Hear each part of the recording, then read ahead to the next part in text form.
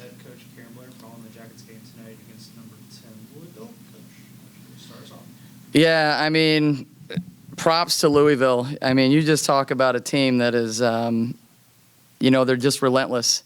Their starting lineup is so big, and then, when they go into their bench, they just, they bring in elite level guards and a lot of speed. But even with that being said, like, really proud of our group today. I mean, we were able to out-rebound them by 2.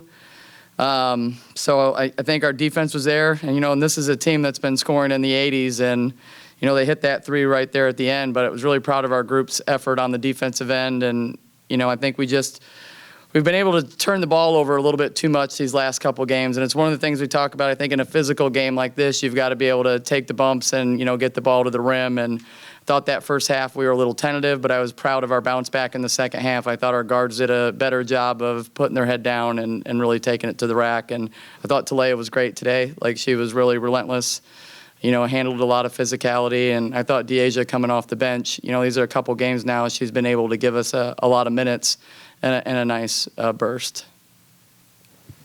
I guess Louisville really set the tone with their defense to start the game. Played physical, and they saw that they could play physical and not be called for fouls, that type of thing. So that really, really set the tone for the game, it seemed like. Yeah. I mean, usually for us, the more physical the game is, we usually embrace that. It's a one thing, being a defensive-oriented team like we are, it's, we had it. But, I mean, they did a good job, right? They kept the ball out of Erica's hands early, kind of slowed down our transition. We weren't able to get out as much in that first half as we traditionally have been able to. I did think we had some good counters. We had a lineup where we put in both Kat and Erica that allowed us to have 2 ball handlers. Snoop was handling the ball. So, I mean, I do think we were able to make some adjustments. And I think in the second half we were able to get more transition buckets, which is what we need. That first quarter, you had a chance to maybe go into the end of the quarter with a lead, but some really costly turnovers set you behind there. Is that... What do you see from the turn? Yeah, the thing we talked about is you got to be able to take the hit, and that's what I said. I was like, Kat, I really thought, she had some where she got some hits, but I still wanted her to put the ball on the rim.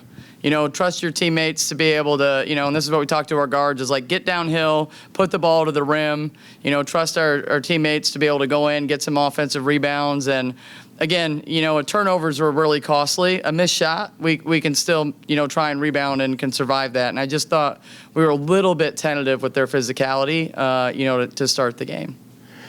Deasia gave you some toughness that you really lacked against that team because that team had a lot of length, physicality, and they weren't afraid to put you on the ground either.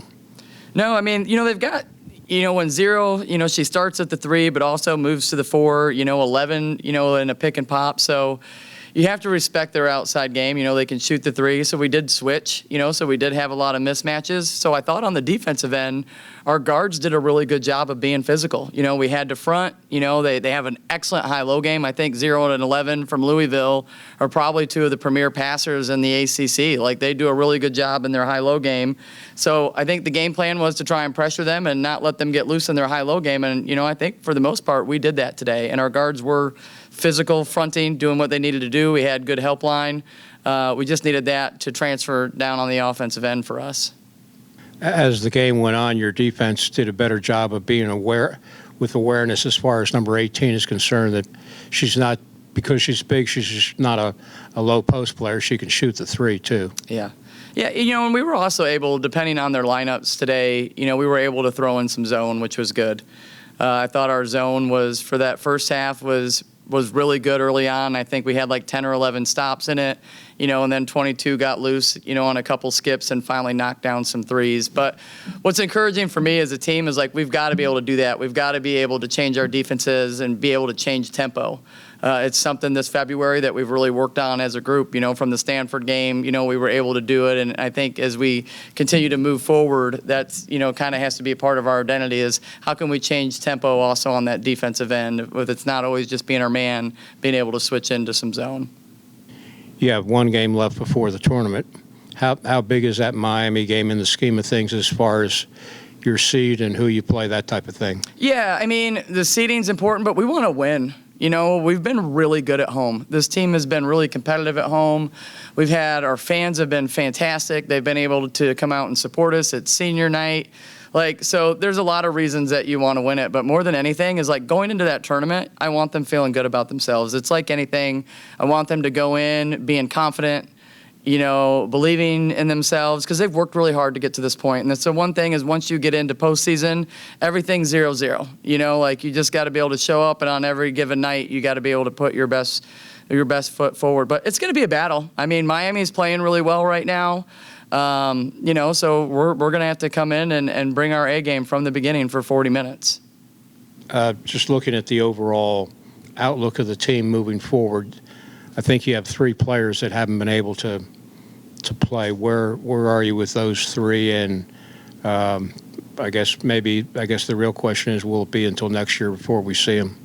Yeah, I mean, we won't see them this year. You know, kind of the roster that you see out there right now is, you know, what we're going with. You know, we're going, you know, with our 8 deep. It's just, you know, it's where we're at right now in this part of the season. But, you know, this group has played a lot of minutes together. I mean, I think our starters, their chemistry is good, and then we've been able to get a lot of scoring coming from our bench, and that has to be, you know, for us to be successful, we have to continue with that model going forward.